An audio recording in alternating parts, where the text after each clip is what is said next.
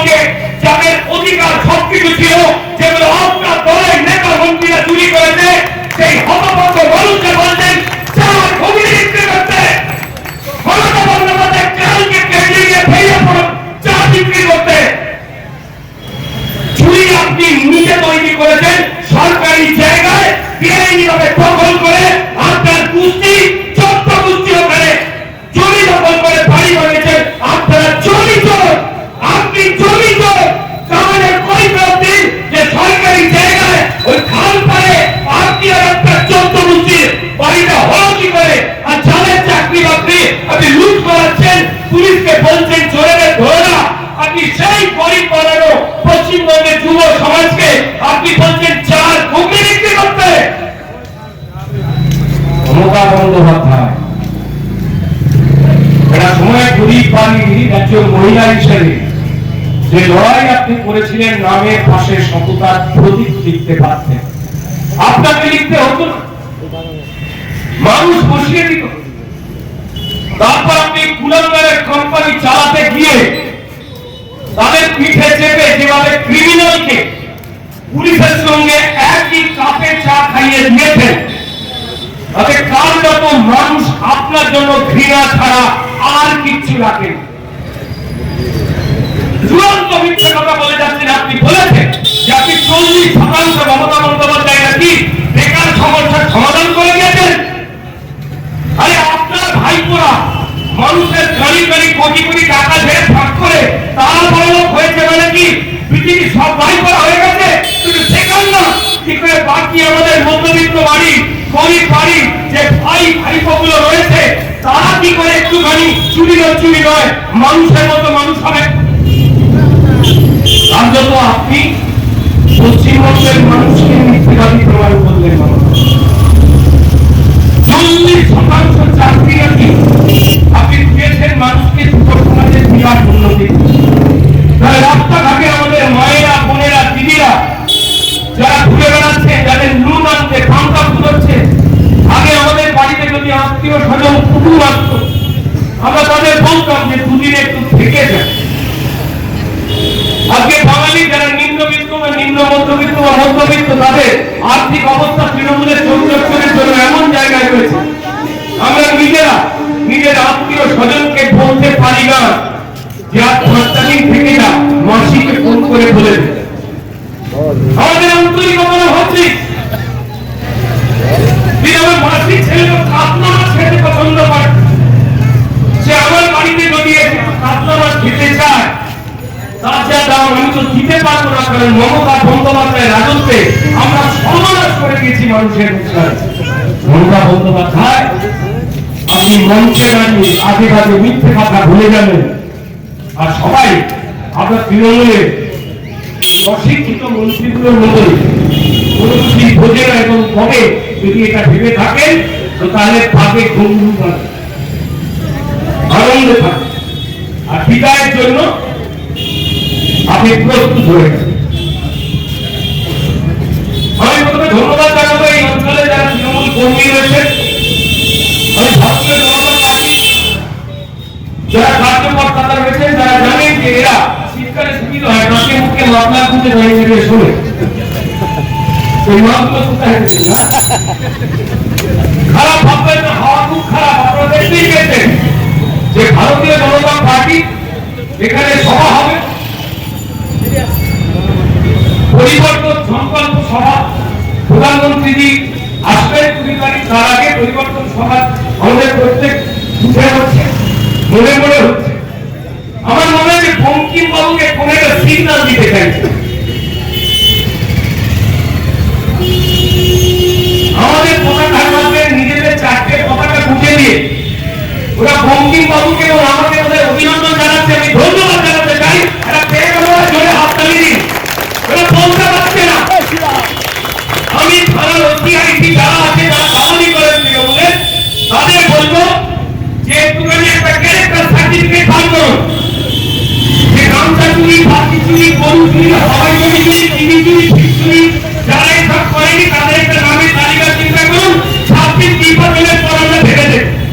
আর ঠান্ডাগুলো দয়া করে খুলে নিয়ে যাবে। ছাড়ার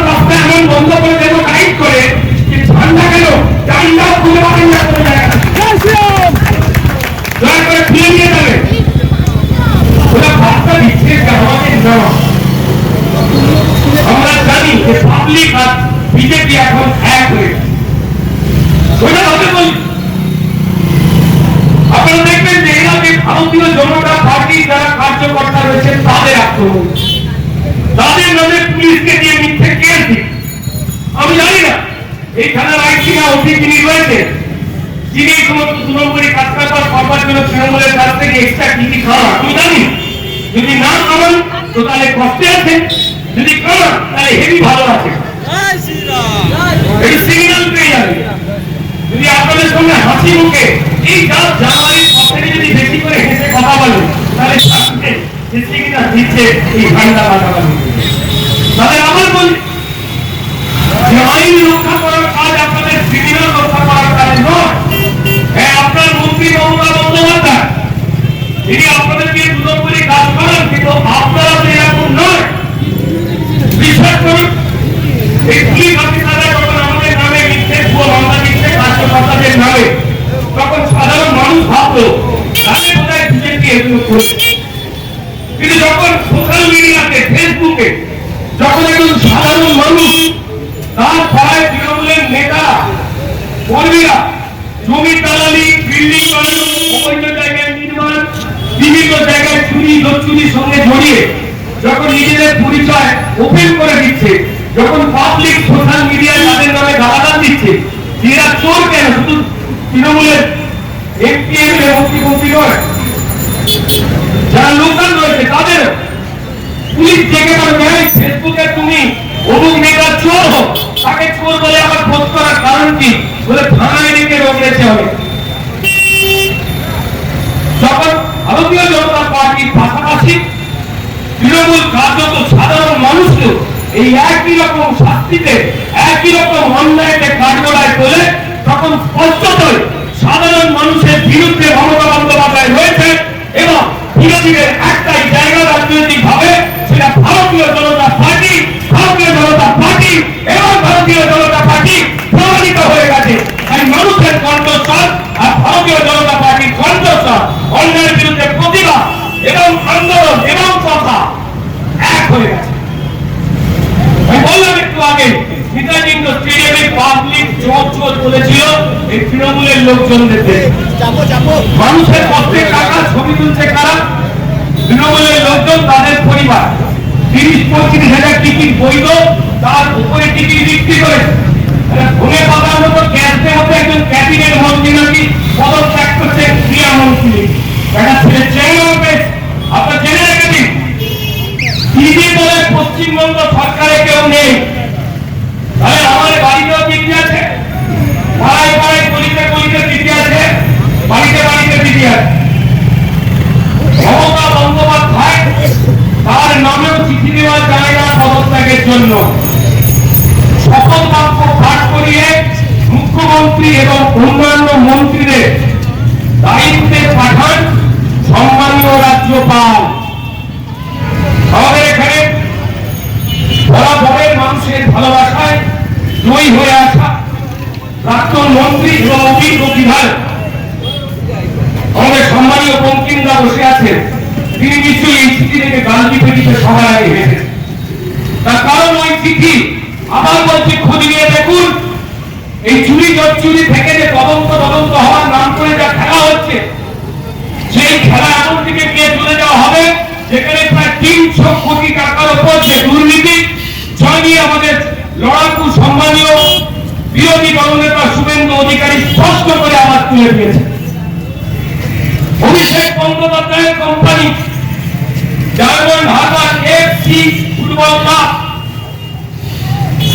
সে খেলার শুরুতে মাঠে নেমে খেলছে মোহনবাগানের সঙ্গে। আমাদের কথা, দেশের স্বাধীনতা, আমাদের দেশের ঐতিহ্যের সঙ্গে মোহনবাগান এবং ইস্ট বেঙ্গল এই দুটো ক্লাবের নাম সবার উপরে। তাদের সঙ্গে খেলতে নামছে এই ভাইপো, যার নাকি টাকা পয়সা কিছুই নেই, তার পয়সায় ক্লাব করতে গেলেও 10,000 টাকা। হ্যাঁ, তার কি করে চান্স পেল? আমাদের এই ভাইপো ব্যানার্জির বন্ধু ময়লাচোর বিনয় মিত্র, যে এখন বিদেশে পালিয়ে বসে আছে, তার চেনা পরিচিত কোম্পানি এই মেসি ফুটবল খেলার স্পন্সর রয়েছে। কি করে অভিষেক বন্দ্যোপাধ্যায়, অদ্ভুত ছেলে, যখন তাকে পিসির হেভি ও চোখে প্রবলেম হয়ে যায়, চোখে যদি এত গরিব আমেরিকার চিকিৎসা করাতে চলে যায়, পৃথিবীর সব থেকে ব্যয়বহুল জায়গা, তাতেও নাকি ওনার চোখ ঠিক হচ্ছে না। আমি ঈশ্বরের কাছে কামনা করি উনি একজন মানুষ, ওনার চোখ ছেড়ে যায়। কিন্তু ভাই অভিষেক, যখন তোমার পৃথিবীর সব থেকে দামি হাসপাতালে চোখ থাকছে না নাকি সারাচ্ছ না, দয়া করে ওই কৃষির স্বাস্থ্যসাথী কাজে একটা চিকিৎসা করো, পৃথিবী সব কেটে যাবে। আর পশ্চিমবঙ্গে কি কি হচ্ছে জানতে পারবে, তখন এয়ারপোর্টে নেমে আর বাঙালিকে বাতেলা শোনাতে হবে। আমি নিশ্চিত হয়ে যাই। বেশ কিছু মিডিয়া রয়েছে তারা অভিষেক বন্দ্যোপাধ্যায় মিথ্যে কথা বলছে যে চুপ করে থাকে। আমি আর কোথায় কি কাজে কোথায় কি ফুল ফুল দিয়ে আসছে, আমাকে যেমন মঞ্চে দিলে ওদের ফুলগুলো দেখতে অন্যরকম হয়। কি ফুল জানি না, এটা কি বলে, আমি বঙ্কিমদার থেকে পরে জেনে নেব সব দুষ্টু কথা। আপনারা যদি তো জানেন না, জানি বুঝলেন অরাজকতা চূড়ান্ত চলছে, এটা কি চলবে? আপনি যখন 24 ঘন্টা বলে আমরা নাকি মানুষের কাছে, বিশ্বাস করেন ভারতীয় জনতা পার্টির একজন সাধারণ কার্যকর্তা হিসেবে আমি নিজে বলি যে না, সাধারণ মানুষের সঙ্গে মনে মনে আমরা 24 ঘন্টা, কিন্তু শারীরিকভাবে ভারতীয় জনতা পার্টি সাধারণ মানুষের সঙ্গে আমরা 18 ঘন্টা থাকি। ভাই 24 ঘন্টা কেন থাকবো? ভুলে থাকবো, কিন্তু সামনাসামনি কেন থাকবো? 24 ঘন্টার মধ্যে অন্তত 6 ঘন্টা লোকে চান করতে যাবে, পায়খানা বাথরুম যাবে, ওরা ঢুকে পড়ে।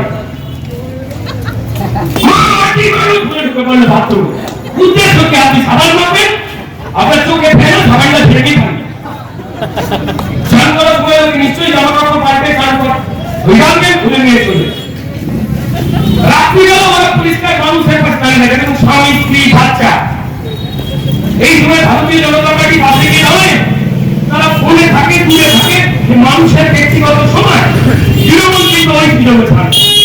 দাদা বৌদি ফিরেছে বাইরে থেকে, বৌদি ভ্যানিটি ব্যাগ রেখে দিয়েছে আলুলাতে, দাদা প্যান্ট রেখে দিয়েছে আলুলাতে, প্যান্টের ভেতরে মানি ব্যাগ, বৌদির ওখানেও পরিষ্কার টাকা আছে, ও গাড়ি আছে। কখন ঘুমোবে?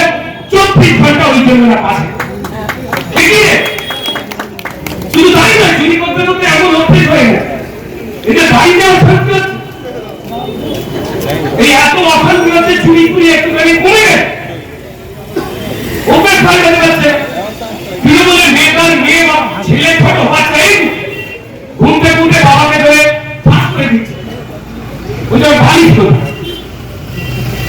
কিছু পায়নি, নিজের ছেলে বাড়ি ছেড়ে দিচ্ছে, নিজের বইয়ের কলে গন্ডে ছেড়ে দিচ্ছে, পরে আবার ফলি বলে ফেরত দিচ্ছে। আমি আবার বলছি, যারা তৃণমূলের কর্মীরা রয়েছে, যারা চোরেরা রয়েছে, তাদের কোনো থেকে করবেন না, এই সমস্ত করবেন। ভালো হওয়ার সুযোগ আমাদের ভারতবর্ষের আইন দেয়। আর সামাজিক ভাবে আপনাদের এই অসভ্যতামি, বাটপারগিরি, দৌড়ানি, এগুলো ছেড়ে সুস্থ পথে, যাতে আসল যে পরিবর্তন, যাতে এখানে গণতন্ত্রের মুক্ত পথ আমরা চাই, নাগরিক অধিকারের পথ আমরা চাই। আমরা যেখানে চাইছি যে সিএএ এবং এসআইআর আমাদের দেশের নিয়মে লেখা হচ্ছে, সেটা নিয়ে বিভ্রান্তি করতে করতে আপনারা পড়েছেন গাড়িটা, আপনারা আর পারাপারি করবেন না। আপনাদের প্রদীপে পরিষ্কার তেল পুড়িয়ে গেছে দাদা, ধরে নিন এক্সট্রাগান খেলছেন, এখন আপনাদের সলতেটা জ্বলছে। এই অবস্থায় বেশি লাফালাফি করলে প্রদীপের চাটু শুধু বড় হবে, একটু করে ফুট করে নেমে যাবে, নিজেদের চিনতে পারবেন না, অন্ধকারে কে কাকে মেরে দেবেন ভেঙে যাবে। ঠান্ডা ঠান্ডা করছে, মজা খান, নরেন্দ্রের জন্য অপেক্ষা থাকুন, হবে সব হবে। আর এই সমস্ত পতাকা লাগিয়ে বন্দোবস্ত করবে, আর এখন থেকে একটা দারুণ বন্দোবস্ত। আমি খোঁজ পেয়েছিলাম, বঙ্কিমদাকে বললাম এটা কি করলাম, চারটার প্রত্যেকটি জায়গায় এই মাটির প্রত্যেকটি কোন বিভিন্ন নির্বাচনে ভারতীয় জনতা পার্টি মানুষ বিশ্বাস করে ভোট দিচ্ছে, জেতাচ্ছে। কিন্তু পৌরসভার ভোটের ক্ষেত্রে দেখতে পাচ্ছি তারা সবকিছু করে ফেলছে। 21টা কাউন্সিল আছে, তাই তো? ভাবুন, পুরো পুলিশের সাহায্য নিয়ে 2 নম্বরই ভোট জিতলো। চোরেরা এমন চুরি করেছে যে চোর সরকার নিজের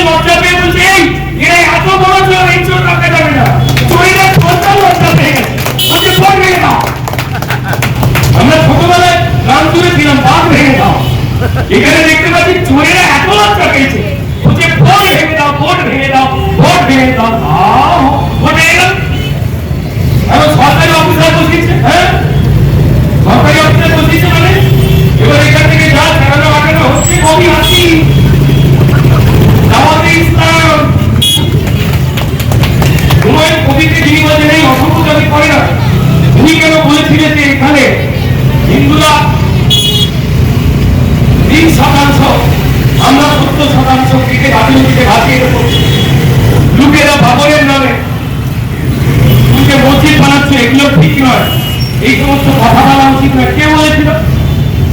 সালুকি ঝুঁকের বিচার করতে এসেছে বেটা, যে নিজেকে বলেছিল যে দাওয়াতে ইসলাম দিয়ে অর্থাৎ হিন্দু এবং অন্যান্য ধর্মে যারা জন্মেছেন তারা নাকি দুর্ভাগ্য নিয়ে জন্মেছেন, তাদের ধর্মান্তরিত হয়ে তাদের আল্লাহের কাছে যাওয়া উচিত, এটাকে বলে ধর্ম পরিবর্তন করা।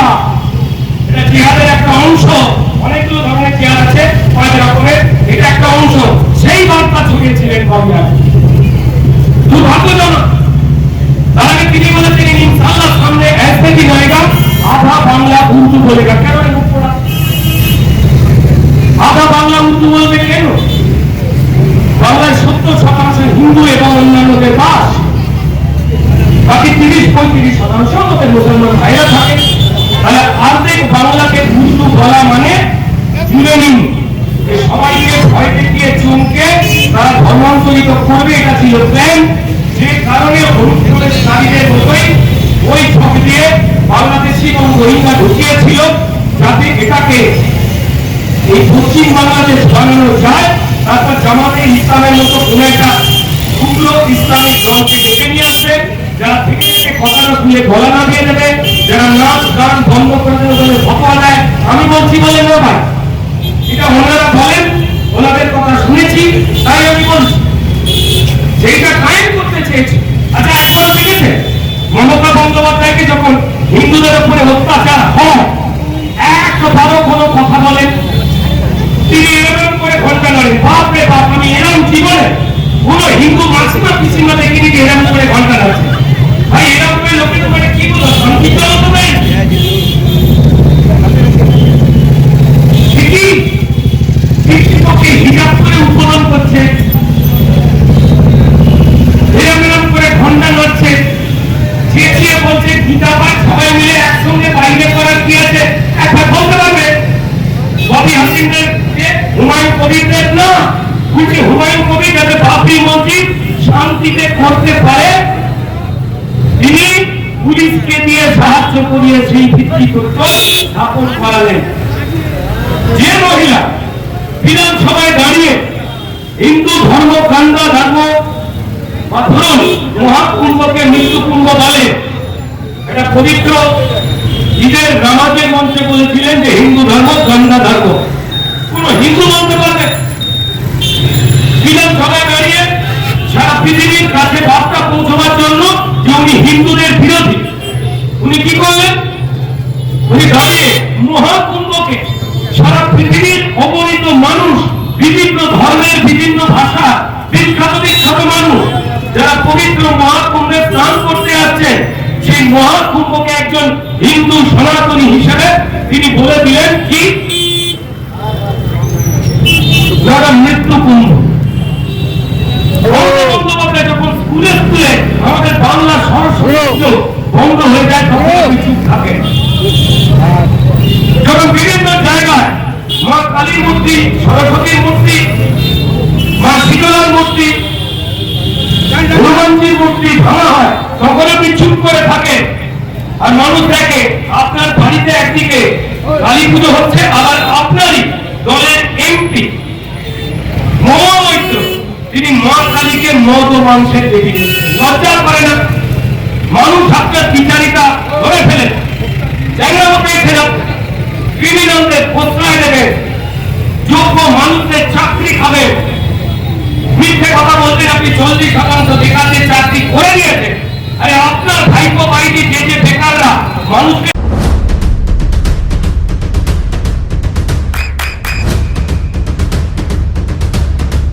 বৃষ্টিতে স্বস্তি।